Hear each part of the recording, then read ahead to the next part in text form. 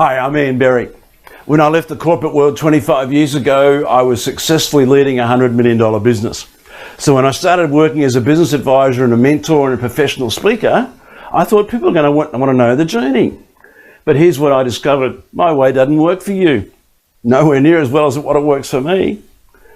And as I started speaking at lots of conferences, I found most speakers were telling you their way.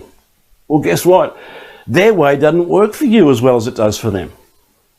And so I decided I'm going to differentiate myself from what the many. And so I began to work with people and to help you apply proven principles in your own best way.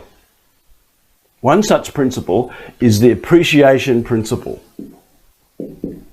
I first came across it through the work of William James, who said the deepest principle, so not just any old principle, but the deepest human principle is a craving to be appreciated, a craving to be appreciated.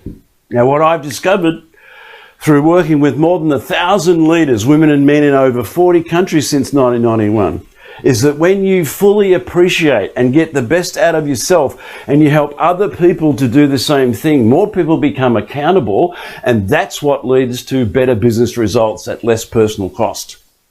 Another such principle, I call it shared view.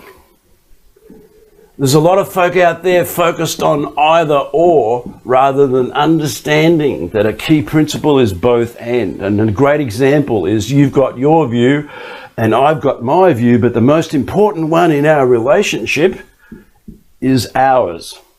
Now, as a leader, I find that sustaining shared view in 7 areas is paramount to the success of business. The first area is where you are, reality. The second is where you're going, possibility.